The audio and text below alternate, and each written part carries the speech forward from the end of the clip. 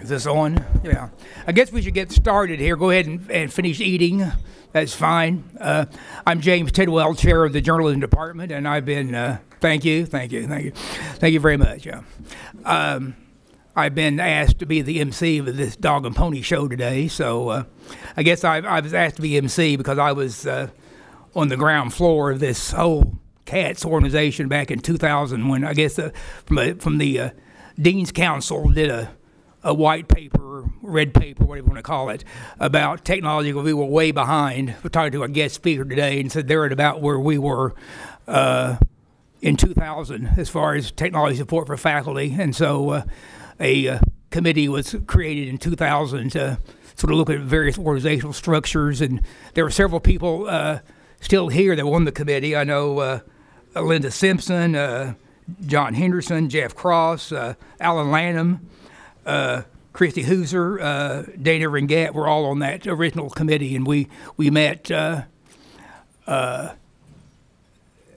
every week. I think every Tuesday, I believe every Tuesday morning. Got a lot of good food out of lunches. That's the only thing we got out of it was a nice lunch every Tuesday or Wednesday, whatever day it was. But remember at the time that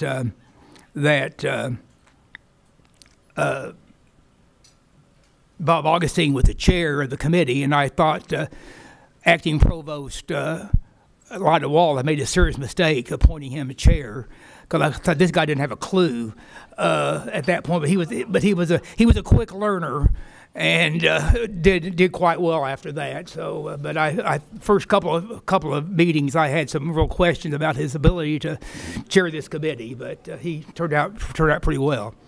And then after we came up with organizational structure, then we had to. One thing was hiring an assistant vice president for academic technology. And then that may be one of the longest titles on campus that John has now, assistant vice president of academic affairs for technology. That's a nice long title. And I chaired the committee that hired, I think, Jeff, you were on that committee too. Were you on that committee that hired Mike Hoadley? So I have quite often you're on a committee that you do a report. It sits on the shelf somewhere and gathers dust, and nothing ever happens to it. But that's something tangible came out of that, big time. I mean, I originally had four staff members. I think it has 20 now, and so we've come a long way in the last 10 years, 12, 14 years, and I feel a sort of a part of that because of my connection there. The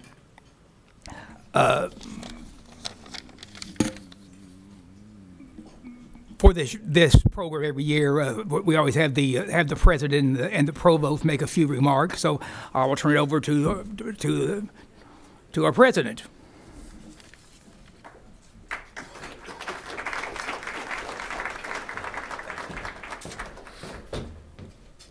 Thank you, James, and welcome everyone to this great celebration of achievement and innovation.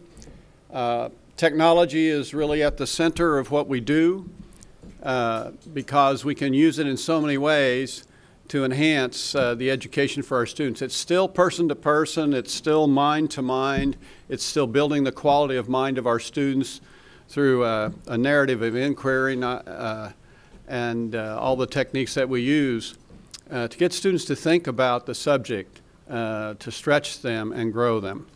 And it's really wonderful, all the things that CATS does for us and what the faculty do with the resources in the classroom situations.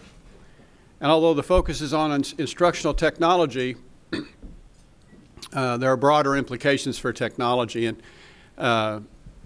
James and I occasionally have discussions about free speech in the academy. He and I are both staunch advocates for free speech, but we also know that with those rights of free speech come certain responsibilities as well. And technology nowadays makes it real easy to speak out on things. Most of you have heard about what went on at the University of Illinois yesterday. A lot of that pretty scandalous speech from my point of view, but by the same token, when you're going to have free speech in a country and in a university, you're going to have things like that happen. I think that it's really important for us to think about today, as we celebrate achievement in the classroom and the use of technology, about all the implications of technology for us.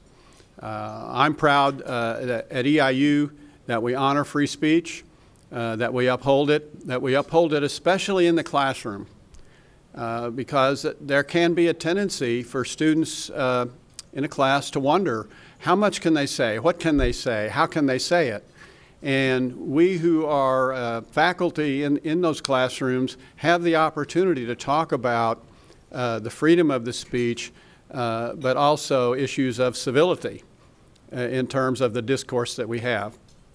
So I want to thank everyone for what they do in that regard in the classroom, and I want to thank everyone on the CATS staff for the great support that they provide for the faculty and the academic mission at Eastern Illinois University.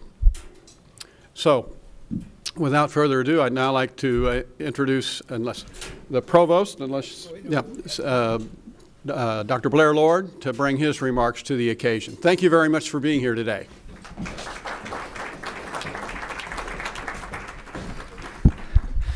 Thank you, President Perry. I do appreciate the President's remarks on both free speech and the mechanism of its use in recent days. Very appropriate. Like James Tidwell, I think I was almost on the ground floor of CATS. I got here shortly after its forming, 12 and a half years ago. And I suspect you can all observe that from the condition of my phone, I'm still on the ground floor. It's only the second phone in 12 and a half years I've had like that. Probably tells you more than you need to know about me and technology. In the intervening years, with the assistance of CATS, collaborating, of course, with ITS, we have made a great deal of progress in integrating technology in useful ways and helpful ways to support students in the learning that takes place here in our degree programs. I think initially a good deal of what we were doing with technology probably fit the phrase sort of bolt-on technology, that we were adding it while we continued to do everything else that we had gotten accustomed to doing. And certainly we made really great progress on all that. There was a lot of really worthwhile innovations that took place with the efforts of the CATS and ITS working with you, the faculty, because it was in the classrooms in the instructional process. I think it's fair to say at this point we're now trying to not just use technology in sort of a bolt-on style. We're trying to have it in some ways provide us new opportunities to reach students in different ways. Technology-mediated, technology-delivered instruction is becoming a force in education, and it is becoming part of the Eastern, not a substitute for, but a part of the Eastern menu of activities. And I look forward to its continued development, and I look forward to the faculty contributions, creativity in doing that. So thank you all for being here. Thank you all for remembering the Hoadley contribution with the Mike Hoadley Award. And at this time, I'm going to introduce Dr. Jeff Stowell, who also was here at the ground floor, as we were told before, and last year's recipient of the Hoadley Award. Jeff?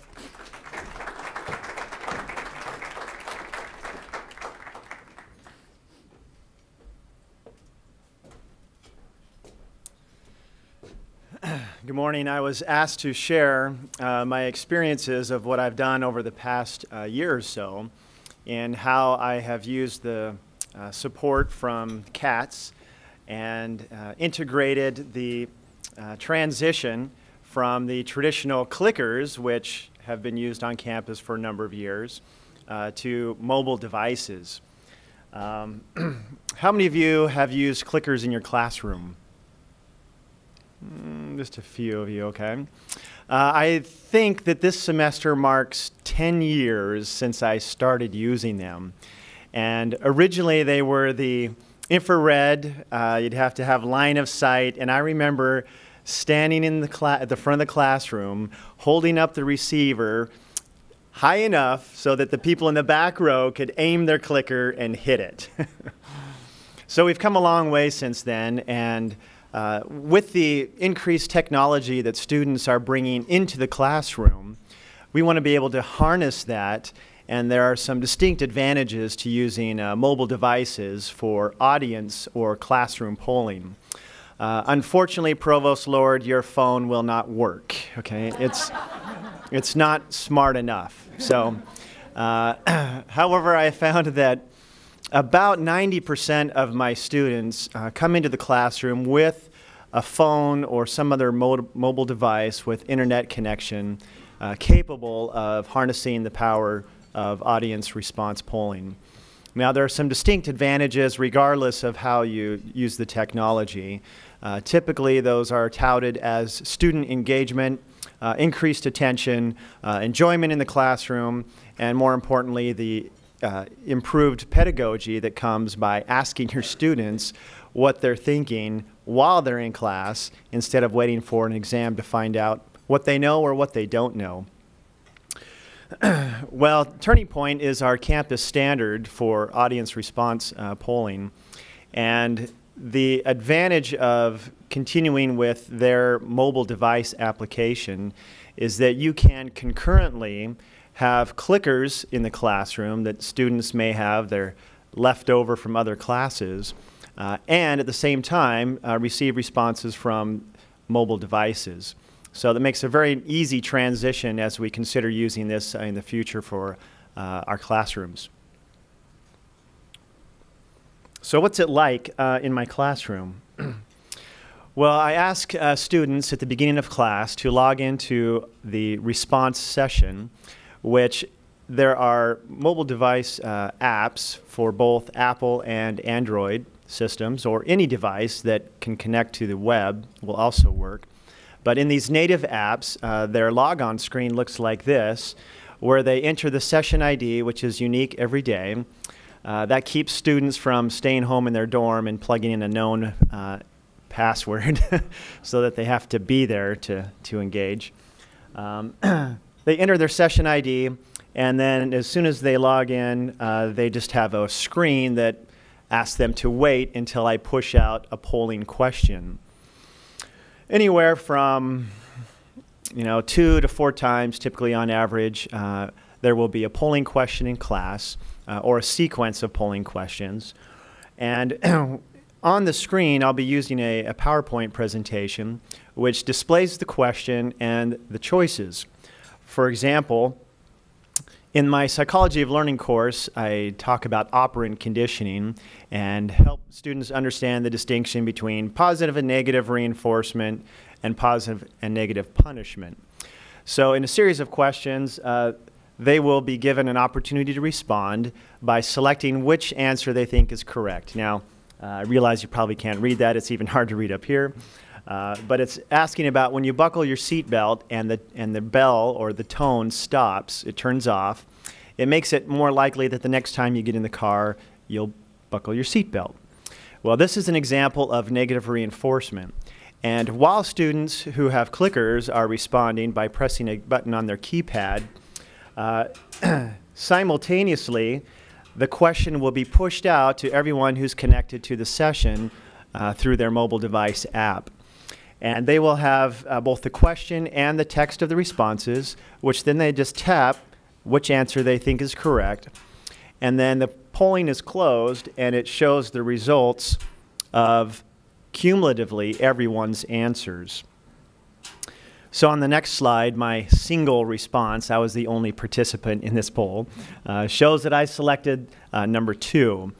And concurrently on the mobile device app is displayed the histogram of the class responses, and it highlights in orange their response, and then it shows the rest of the class's responses in blue. So it shows essentially very quickly how their answer compares to the rest of the class.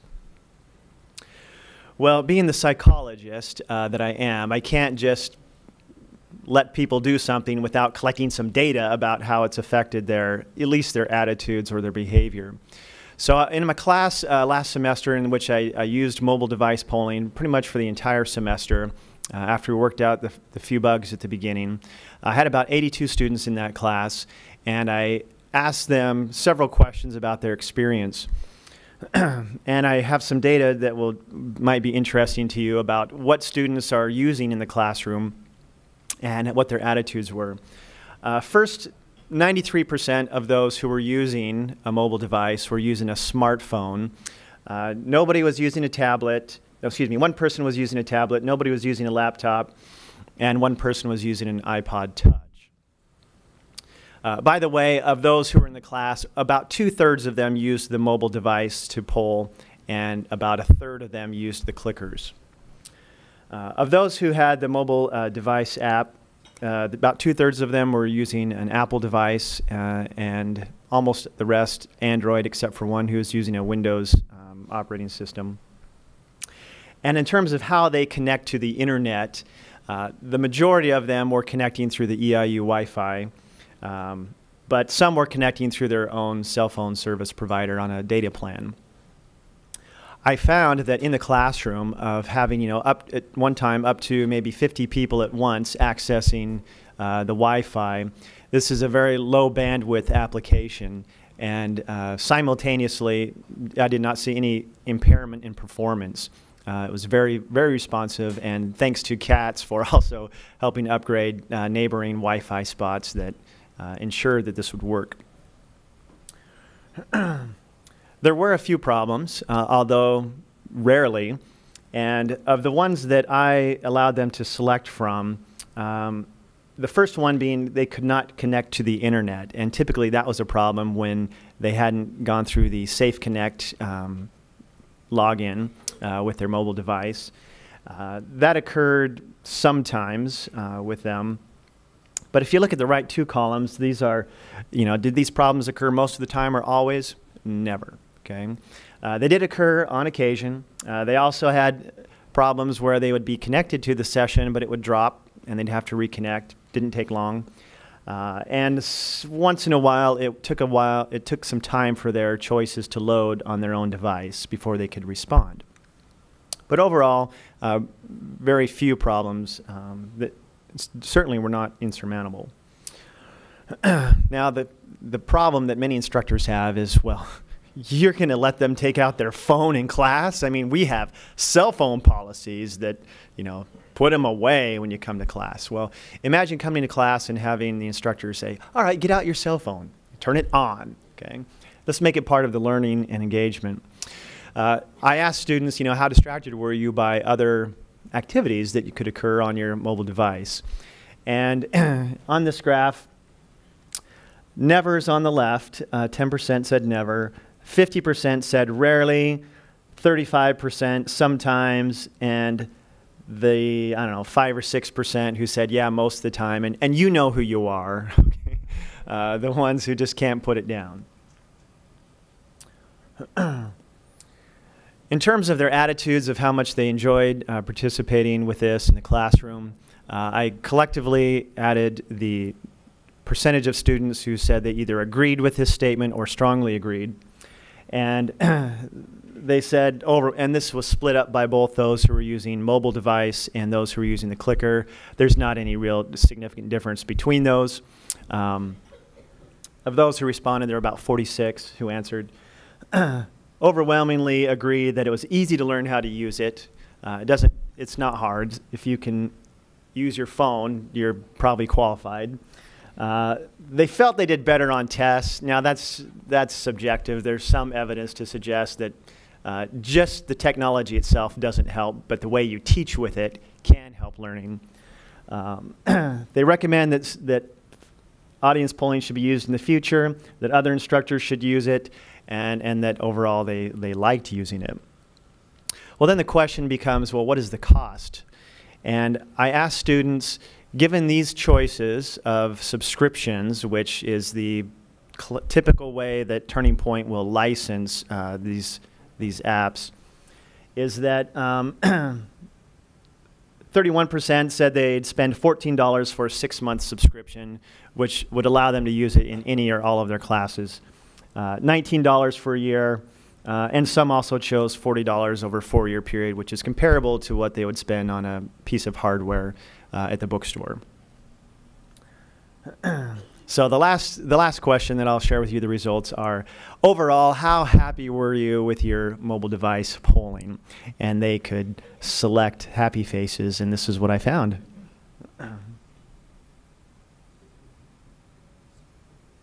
Yeah, they're happy with it, and so was I. Thank you.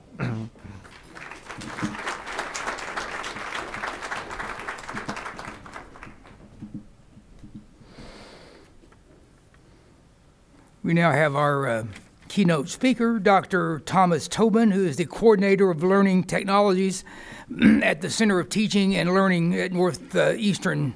You have as long a title as Henderson has.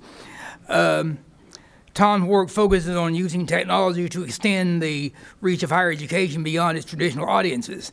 Tom serves on the editorial boards of the Online Journal of Distance Learning Administration and the Journal of Interactive Online Learning. I was talking to him beforehand, and I was telling him about where we are timeline here in 2000. He said that Northeastern's about where we were about there at our point was in 2000. So we're about 14 years ahead of them, I guess, in the development of technology. So, like I said, we've come a long way. So, Dr. Tobin.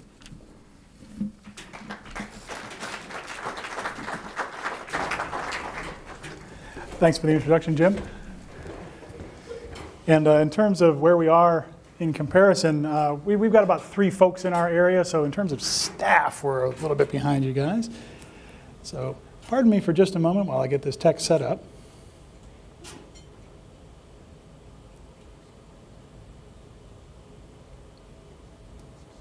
Pete, where am I looking? Yes, please.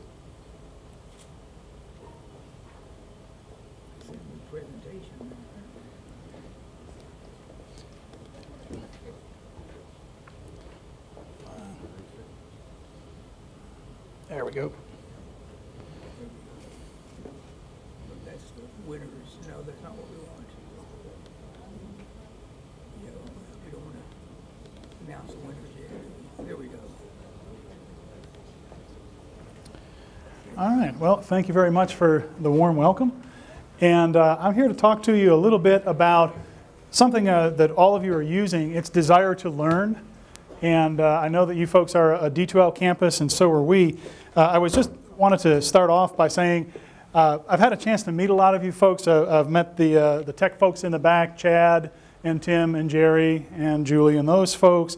Let's see, Antoine, Darnell, Jay taking pictures over here, Pete, Kathleen, Dagny, Newton, Bill, Jim, Kathy, Pete, Scott. If I haven't gotten to you yet, I will. So I wanted to say thank you very much for having me. And I know I only have a couple of minutes with you today. Jeff, your presentation on using mobile polling was a fantastic and unexpected introduction. If you have a mobile device, please make sure that it is turned on. We'll be using them later on in the presentation. What I'm going to talk to you today about is 64 best practices in Desire to Learn. And you know, you think in 20 minutes or half an hour, can I go through 64 things? How about 7 minutes? I grew up in Buffalo, New York. I talk fast. Here we go. So one of the categories is in D2L, do icebreakers in your class. Use a discussion topic as an icebreaker. What do you collect? What do you like to do? Ask your students something that has nothing to do with the class. A second thing is audio intros. Desire to Learn allows you to record up to 1 minute of audio just in the core tool, or if you have other content that you can create audio. Having students in the online environment being able to hear your voice and create audio themselves to introduce themselves lends immediacy, lends sense of presence in an online environment where there otherwise might not be. 10-second video. Ask your students to take their cell phones, turn the camera on themselves, introduce themselves, no more than 10 seconds. It focuses the mind, and 10 seconds, as many of you know, is an eternity in media speak. Also, most recent picture. Ask your students just to post up the most recent picture of themselves that they've taken. This is me and someone who's not me. So, separated at birth. If your students feel that they look like someone famous, and don't we all feel that we look like someone famous, find out who that is and put up both pictures and explain why. In terms of icebreakers, Cartoon Me. There are a number of programs online where you can post a picture of yourself and turn it into line art, so you can cartoon yourself. Blog sharing. One of the tools in Desire to Learn that almost nobody uses effectively or fully yet is the blog tool. Students and faculty, everybody has access to a blog. It is personal, it's for your account only, but that blog tool, you can share it in a discussion in a class. You can share elements, artifacts, writings. So it's a sort of de facto, make me a web page, make me a journal entry, and share it with everybody else.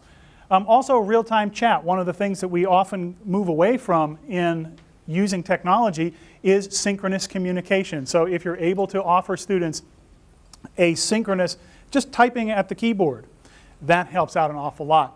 Another category, student engagement, virtual pizza and beer. When I do this presentation at K-12 areas, this becomes virtual pizza party, but we're all adults here, it's a university. So what's the one thing that we remember from our undergraduate and graduate studies, most of us in the room? Getting together at the bar off campus to actually have some pizza and beer for a study session. And one of the things that you can do here for student engagement is everybody has in his or her class a discussion forum called Q&A, right? And show of hands, you got a Q&A session? Everybody's got one? Lots of people have one. Those of you who don't call it the Q&A session. Call it virtual pizza and beer. Call it the Tiki Lounge. Call it something other than that. Call it something that people will actually click on in order to get help and converse about your course material. Having a peer lead. There's something that we do in our face-to-face classrooms that works really well with technology, and that's have one of the students lead a conversation, lead a project, be the person who helps to create the assignment sheet for a test or quiz, helps to create the study guide. That leads into these other ones. One paragraph report. If you're used to asking your students for 3 pages on something, ask them to give it to you in 1 paragraph. They may not have even started the reading. They may not have even worked on the project yet, but get their individual and get their initial ideas about a topic, and that gives you a seed in the online environment that you can move from. Same thing with a super mini quiz. Give them a 4-piece quiz. Have a 2-question quiz. And make it worth points or not, however you like, but ask people things that you know they know. Build them up with success in terms of student engagement. Also, rewrite it.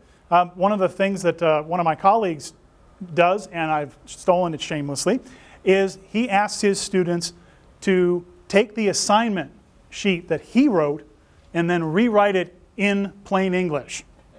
Now, for those of you who teach in the English department like I do, we can't say that, but for the chemistry folks and all that, okay, fine. So, checklists. One of the big tools in Desire to Learn that really works well is the checklist tool. All it is you as the prof say, here's something that you need to remember to do.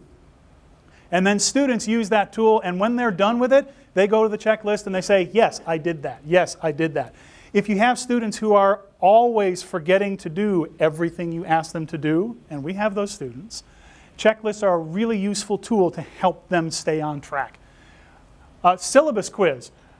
In our face-to-face classrooms, we sometimes do this. We spend the first day that we're together with students going over the syllabus. Make sure you understand what we're talking about. Make sure you understand it's a contract between the professor and the students. And you know, in an online environment, how often do the students read the syllabus? How often do they reply to conversations about the syllabus? Almost never, but if you make it a quiz, you make it worth 10 points, I guarantee you they'll read the syllabus carefully. Class list tag. In Desire to Learn, everybody can see everybody else. There's a tool called Class List. And one of the things that has been a good way to move a conversation forward in Desire to Learn is tag. Instead of holding a conversation on the discussion forum, go by email or in the discussion area and say, I'm going to start this off and I tag this person who should respond next, who will tag another person to respond next, and so on. And if you've been tagged, you're out. So if you want to have a telephone game of your conversation in an online environment, it's a good way to bring everybody in. It's easy in a face-to-face classroom for the guy with the baseball cap over his eyes in the back, kind of half asleep, and he gets the attendance points anyway. But in an online environment, if you're not talking, you're not there. Instructor presence. How do you make sure that your students know that you're actually on the other end of things and it's not just them and the machine? News items. One of the items in the news tool allows you to post audio, allows you to post snippets of video, allows you to keep in touch with your students. Use those news items effectively in Desire to Learn. Discussion postings. One of the things we were talking about before we started the session today was faculty sometimes get in the rut of giving students everything they need in order to have the whole conversation for a week. It's actually one of the things that makes us good profs in the face-to-face classroom, but it kind of nudges us in the online environment. Discussion postings, keep them short, keep them in the dark, and keep them feeding more information as you go along. Don't give students everything right off the top. Audio clips. I can't tell you how many classes have been improved just by the professors getting a microphone and speaking into it for a minute or so. Students who, when they see 4 paragraphs of instructions, say, what does the professor want me to do? If they hear the professor saying, here's the things that you really ought to pay attention to, I got it.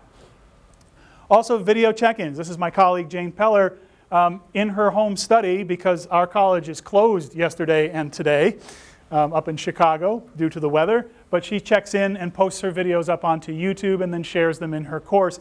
And it's not anything professionally done. It's just, hey class, this is Professor Peller, how are you doing? I just wanted to check in with you, make sure everything is going all right.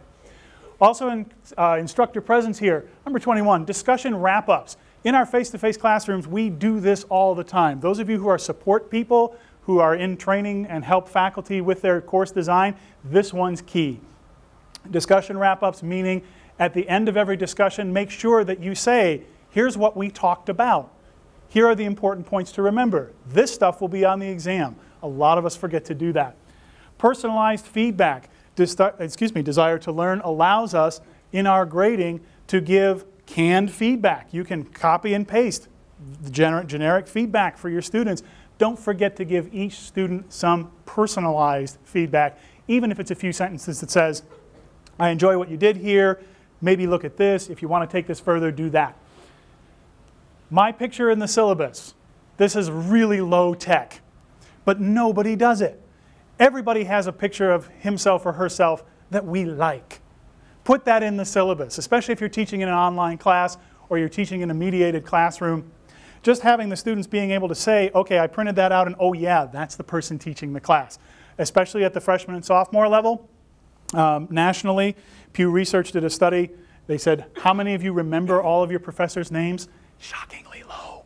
Okay, posting everywhere at least once. Make sure in a discussion that you are sending a reply to each person in your class at least once. Everybody who takes the time to post something should get a response from you.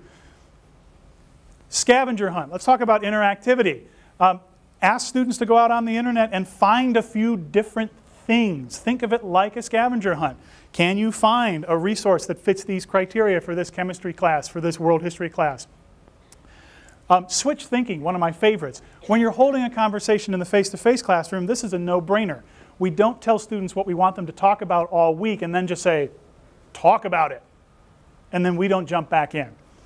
At the middle of the week, we always, in our face-to-face classrooms, refocus, bring in new ideas, ask them to look at it from a different perspective, throw them a curveball, bring in a resource that says something different.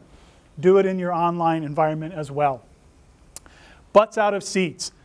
Just because you're teaching using technology doesn't mean technology is the only learning environment. One of the things that I really love doing in my online classes is asking students to get away from the computer. Ask students to actually go outside and look at things, or go talk to somebody in their peer group, at their church, at the public library. Interview an expert in your field. You name it, there's a number of different things that can get students away from the machine and actually doing. And look around you. This is a picture of a setup of one of my online students. He took a picture of his computer. I'm sorry it's such a small picture because you can't see all the sort of socialist banners and the US flag with the hammer and sickle instead of the stars. He was really into his political point of view. But in terms of look around you, it was an easy way for me to ask my students to prompt themselves for what they wanted to write about, how they wanted to respond. Literally, when you're reading this posting, look to your left or your right. Those of you who are on Facebook are probably sick of the little things that pop up that say, look to the left of you, and that's the weapon that you will use in the zombie apocalypse. But it's a really good instructional technique as well. Use what's around you. Build, photo, post. This is a diagram of the evaporation cycle. One of my colleagues in the biology department, she was teaching an earth sciences course, and she wanted her students to document the evaporation cycle at a granular level for a graduate course. And instead of asking them to make an Excel spreadsheet, instead of asking them to document this in Word or make an essay, she said, get out the scissors, get out the Post-it notes, get out the lined paper, and actually draw it. Physically do it, then take a picture of it with your camera. In other words, don't forget the low-tech ways of responding, because that muscle memory learning is important too. Must post to see others. My favorite thing in desire to learn. If somebody is taking part in a conversation, in a discussion, the instructor can check this box that says you've got to post something to my initial prompt before you see everybody else's. How many of us in our online environments see a lot of the eager beaver goes in and posts 4 paragraphs, and then everyone says, well, what Jessica said. Yeah, me too. This takes that away. This means that unless you've actually responded to the primary idea, you don't see anybody else's stuff. Please, by the way, tell people you're going to do this ahead of time, because the slacker who goes in on Thursday and goes, man, nobody has posted anything yet, they'll be a little surprised. Quizzes about quizzes. Giving those 2 or 3 question quizzes ahead of the one that actually counts, ahead of the one that actually has the points associated with it. That boosts retention, and it's also seen as a kindness by your students. Academic integrity. 3-to-1 pooling. This is, if you are going to give a quiz or a test online, make sure that for each question you have at least 3 different versions of the question, or 3 different questions that hit at the same kind of thing. This helps in terms of having Scott taking the online quiz in one seat and having Pete taking it in the other seat. They're in the lab. They don't see the same test or quiz. What'd you get for number 4? It's already wrong. So, sanction statements. This works fantastically, and it's easy to do.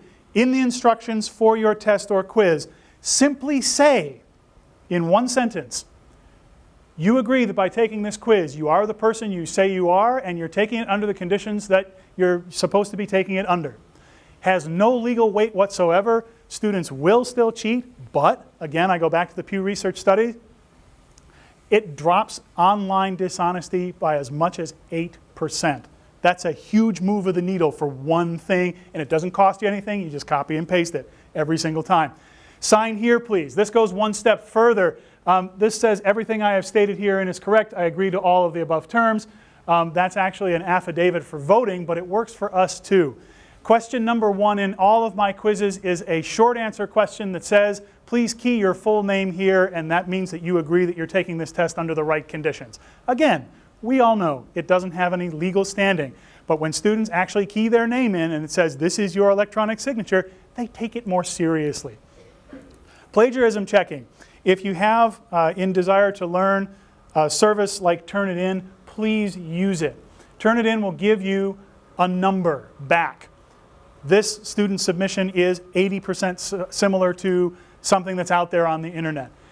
Now, if you're a faculty member or if you're a staff member who helps faculty to do this design work, please make sure that you use your brain as well as the piece of technology. Just because something is similar doesn't mean that it's automatically plagiarized. I've seen good essays that are 40% the same as other resources, but the student was using a lot of block quotes. It wasn't meant to be a greatly original thing, and the person was citing those large block quotations correctly. So use the technology to get your number, use the number to use your brain. View user progress. This is another item that is a part of Desire to Learn that really helps me out. I have a student who calls me from my online course and says, Professor, I really don't understand anything that you said in Unit 3. I go to the View User Progress tool, I look up that student, I look and see how much time did that student spend looking at Unit 1 and Unit 2. Oh, about 40 minutes for each thing, maybe 2 hours a week. And then Unit 3, the student spent about 15 minutes looking at the content. That's a very different conversation I have with that student than if I didn't know that to begin with. So those tools like View User Progress allow us to have data-based conversations about student behaviors. Challenge questions. This is a little bit beyond what we do at our institution, but a lot of folks have adopted this. For a fee, the university can have at the beginning of quizzes the same kinds of questions that when you go to get your credit report online. You used to live on one of these streets. Which one is it? You used to have a bank loan for which kind of car? Same database. So if you're worried about, is this person actually the person taking the test or quiz, you can have those same kinds of challenge questions, and only that person should know those answers. This last one is extremely low tech, designed for application. What that means is put your tests and quizzes together so that they're not asking students to remember things by rote and just spit them back to you, but actually ask them to apply the content. I know in math this is tough, but in a lot of other areas of the university, we can design our content in a way that students must actually take the information from the question and then apply it instead of simply spitting back to us. Expect resource use.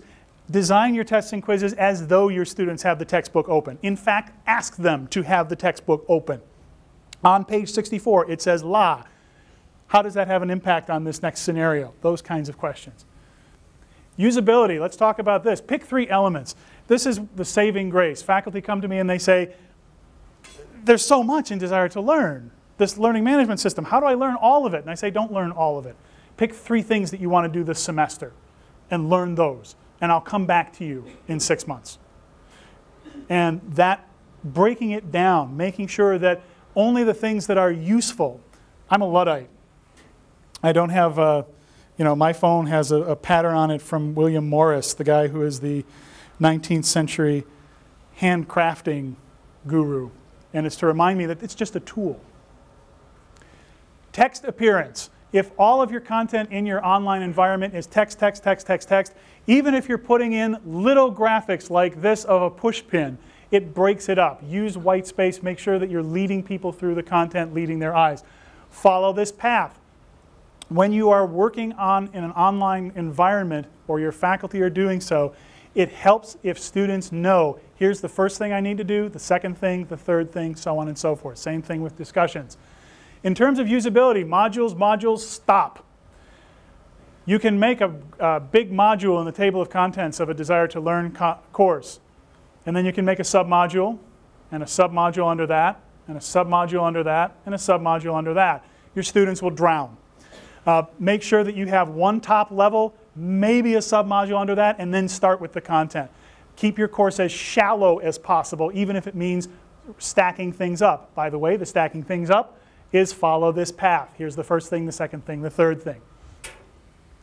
Almost done, actually. Quick links in content. Don't let the content area be one of 5 different places to look in Desire to Learn. Make quick links from your content area to your quizzes, to your discussions, to external links. Make sure that students need to go only to one place in the environment to see the entire course in a nutshell. Make students stumble. Not stumble with your content, but stumble over what the next right thing is to do. Make your content and structure abundantly clear, and if you're using that old military metaphor where they say, first we tell them what we're going to tell them, then we tell them what we've told them, it never hurts to put the same content in a couple of different places where students can accidentally stumble across the right thing. Some more and most, if you're asking your students to work through the content in a logical sequenced way, then it makes sense to give them a little bit of it at the beginning of each unit, give them a little bit more, and then give them the full thing. I have a number of faculty at my institution who don't give the full assignment right away. they give a piece of it. And when students have accomplished that piece, they scaffold them out, and they've earned the next piece. Students who are used to video gaming, they call that unlocking the bonuses. And when faculty use that language, a lot of your traditional 18 to 20-year-old students will say, oh yeah, I've unlocked the bonus. I got the full assignment. Now I can do it. Also, avoid mystery meat. If you can't see the image, it's an old set of cubbies, and there's a suitcase in one area, there's some file cabinets, somebody's picture, so on and so forth. Mystery meat in web design just means there's no text, and you can't tell what any of those images link to. I have a lot of faculty, you folks in the media design and communications area at my institution, who love to be creative with how their students navigate through their courses. This is the one time I say, don't be creative. Make it obvious, make it simple, and make it text-based to get your students through it. Usability leads us into universal design. Talk about accessibility. Start with text and build your way up from there. If you have text that stands in as a script or a placeholder, you can always make multimedia out of it. It's a little more challenging to do it in reverse, captioning, those kinds of things. Create a script. Actually put a script together for what you want to say. If you have faculty who are I'm going to teach for an hour and I would like someone to videotape that and then put that hour worth of lecture online, that's a fail. You want to break it up into small pieces, and you want to be targeted in what you're saying. Say it twice.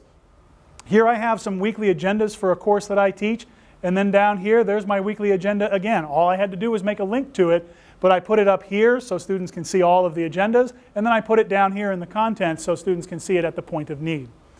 Alt, provide alternative text. If you're not doing this, you're actually not ADA compliant, but even better than that, if your students are working on smaller screens, like on their iPods or on their mobile phones, that alternative text is going to come in really handy when they're taking a look and trying to navigate through your course, because that alternative text shows up before the images load on their cell phones. Universal design, break it in pieces. Make sure that that 50 minutes worth of lecture becomes 10 5-minute clips. Printables, make sure that there is a downloadable and printable version of everything. Prefer PDF if you can, because most people have that Adobe Reader on their computers. More essays? Bleh. Give your students an alternative on how they create their content. Accept a 2-page essay or an audio podcast or a piece of video where the student turns the cell phone on himself or herself. As long as it meets the same objectives and you're assessing it by the same criteria, why not? Transcript it, make sure that you have that text version of things. And the last thing that we're going to take a look at is game-based learning. Invest in the syllabus. Give each of your students $100 for $10 and place bets at the beginning of the semester on which area of the syllabus students will goof up on the most. Or monopoly money. Ask your students to be able to provide so much of their monopoly money to other students, and for helping them out, for answering a question, those kinds of things. And the person with the most cash at the end gets to choose one of the essay questions for the final or something along those lines. Tag we talked about earlier. I'm so sorry, that's a duplicate. Hidden keys. There's Newton key right there. This is not the kind I'm talking about. Hidden keys is in all of the content in your online environment. Put things in that are links out to study guides or things like that. In the middle of your lecture notes, have a little icon that says, you found the study guide 3/4 of the way through, and then link out to the study guide only from there. In a quiz, have one of the questions be a link to an external resource that is, here's the study guide for the next quiz. You found it. Put those hidden pieces in there. Those of your students who understand video games know what Easter eggs are. They're little bits of code that are added things that aren't part of the original design, but they unlock things that are fun to do or extra or things that you need. Easter eggs, funny I should mention those. These are the things that you can put in that have nothing to do with the class that you're teaching or you're helping to develop, but are just fun things for students to do. We actually do this in our face-to-face classrooms. We go off on tangents all the time, and I'm trying not to do here, so I'm going to keep going. Bonus levels. For your students who are really motivated, give your students something extra that's beyond what is required. and call them bonus levels, whether you give credit for them or not. This is a screenshot of my perfect 4 billion score on Lego Indiana Jones. And I had to get through all the bonus levels in order to do it. Hooray me, yeah, okay, but it's the same thinking behind adding content into your online environment that goes beyond how you get an A in the course. Special characters, if you want your students to be creative, one of the things in Desire to Learn that they can do is upload a photograph of themselves. Most of you who are using Desire to Learn probably have a nice professional photograph of yourself. That doesn't have to be a photograph of you. It can be a photograph of your favorite animal. It can be a cartoon character, you name it. Encourage your students to personalize. Also, badges. One of the things that the MOOC world, the massive open online course world, teaches us is that no matter what the achievement is called, as long as you have achievements that people can earn or unlock along the way, they're going to compete to do it. And in an online environment, this is especially good. And 65 of 64 is always be Batman. The most important thing in life is to be yourself. Unless you can be Batman, always be Batman. What this means is if your students have a bigger, more perfect idea of who they are in the online course, encourage that expression. So, that was, oh darn, I'm getting slower in my old age. That was 10 minutes instead of 7, I'm sorry. But how do we get from 64 down to 3? Please take out your mobile devices. You should also have a sheet on your table here that shows you all of the various categories here. We've got a little bit of time to go into just 3 of these as a deeper dive. If you pull out your mobile device and you'd like to vote for one, up to 3 of them, you can go to this web address. It's goo.gl/X, lowercase q, capital S, lowercase p, uppercase P, lowercase d. I'll leave that up on the screen for a little bit here. You'll come to a polling form. Thank you, Jeff, for mentioning that you use stuff like this all the time. And let me take a couple of minutes, leave this web address up on the slide here. Also, if you have that sheet at your table, this web address is listed there as well. Take a couple of minutes and vote for 3.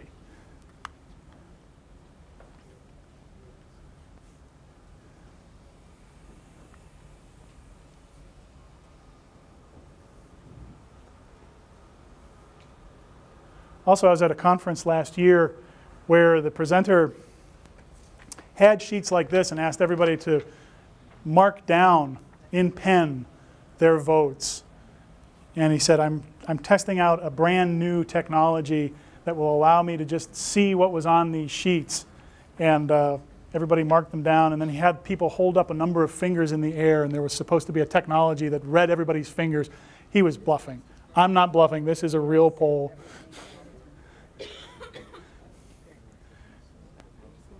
See, these folks from purchasing are taking it seriously. They're conferring so that they can vote. Please take a couple of minutes here. I see the folks at the tech support table have all their devices out. Awesome.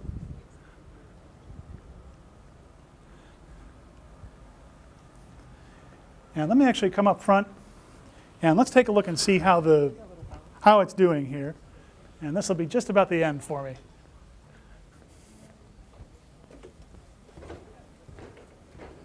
Oops. Sorry, Jim, let me get to the computer here. Yeah.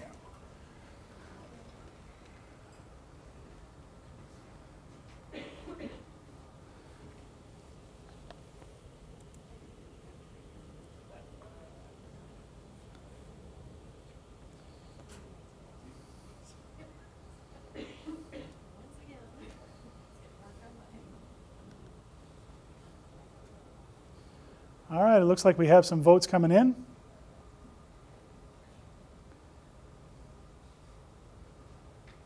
Looks like sanction statements is in the lead. A few more. We're going to keep the polls open for one more full minute.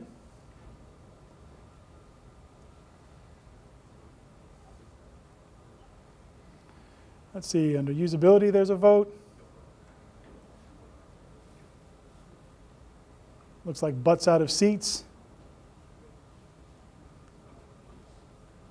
And virtual pizza and beer are in the lead. We'll keep the polls open for another 30 seconds here.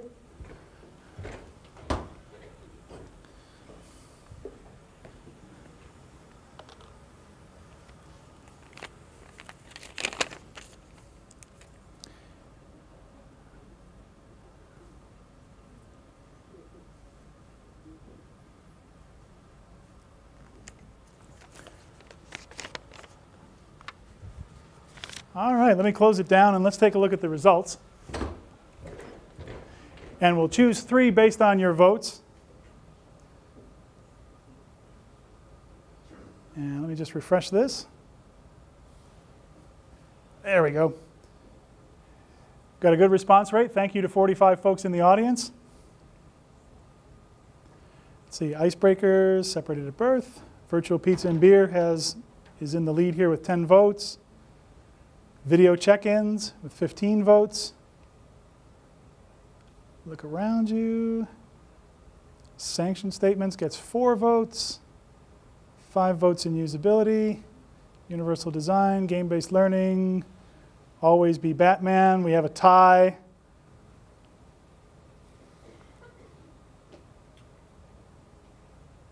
All right, let me switch over and let me write down real quick. So it looks like we have pizza and beer, butts out of seats, and it's a tie between sanction statements and Batman. Kick over to Batman here. Forgive me for a moment while I switch back over.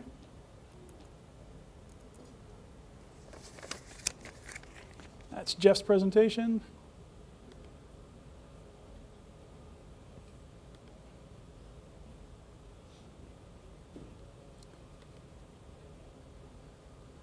There we go. So we've seen those winners, and let's talk a little bit in more depth about the 3 that we all voted on here. First one's virtual pizza and beer. Why does it matter what we call our Q&A forums in our online environments? Anybody want to share what kind of response rates you get when you just say Q&A, post whatever questions here? Shout it out. People like it? I heard not much.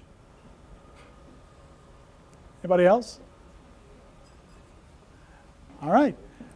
The reason not to call it a Q&A forum is that students already see that it's the same thing week in and week out.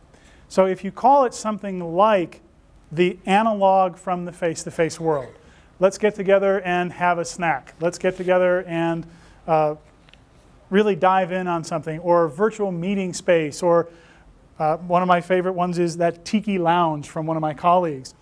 What you end up with is you have students clicking on it at least the first time out of curiosity. And then they see that other people are there, other people are participating, other people have posted things. So that's one of the good reasons not to call it a Q&A forum. Butts out of seats. It's called applied learning, and one of the things that helps is if you can get students away from the computer, have them take some notes about what they're doing in the real world, and then bring them back to the computer to share what they're doing, you're going to be on a better solid footing. And sanction statements. I can share with you folks a boilerplate about sanction statements that allows us to have students say, yes, I agree that I am who I say I am, identity management, and that I'm taking this test under the conditions that you asked me to take it under. That's really important, and if we compare sanction statements to all the other things that we can do, then those sanction statements actually move the needle most. It's up to 8%. I know I'm running short on time. I want to say thank you for the opportunity to talk with you today. I'd be happy to talk with everybody afterwards, but thanks a whole bunch. I want to turn it back over to Jim.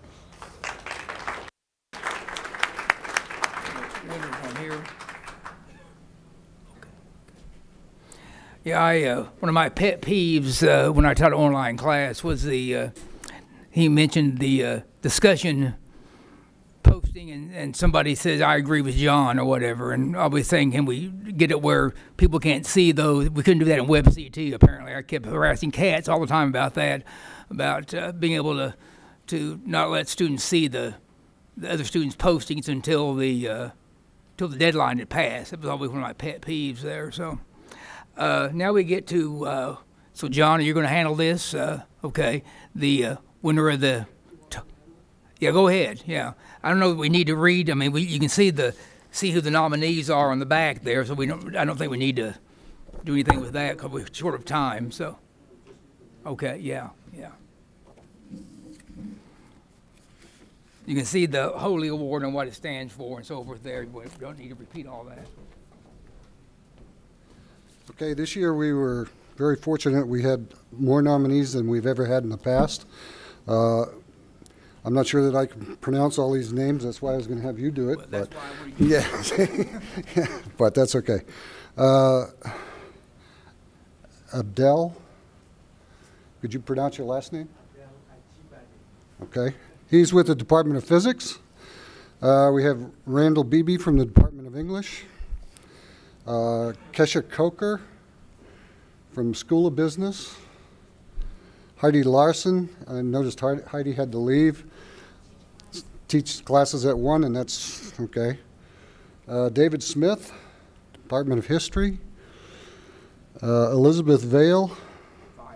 Vile, okay. Department of Journalism. Angela Vito. Okay, thanks. Department of English. And no stranger to any of us is Wafik Wabi from the School of Technology. Oh, yeah. Oh, yeah, Gabe Grant, School of Technology. I don't know how I can miss Gabe. I did that on purpose. Gabe is the winner of this year's Hoadley Award. Can you come up?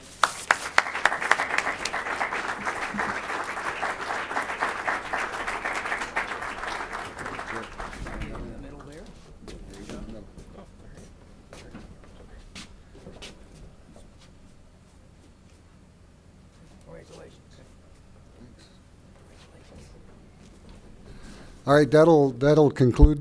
I have one more announcement. Oh, you do? Yeah, one more announcement here. Oh. We have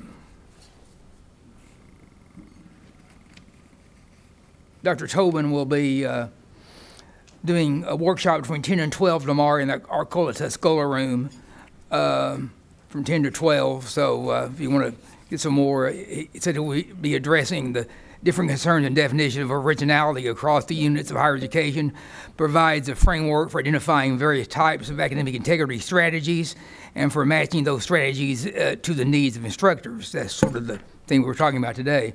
Departments and institutions offer examples of each academic integrity path, best practices for each, and practical implementation tips.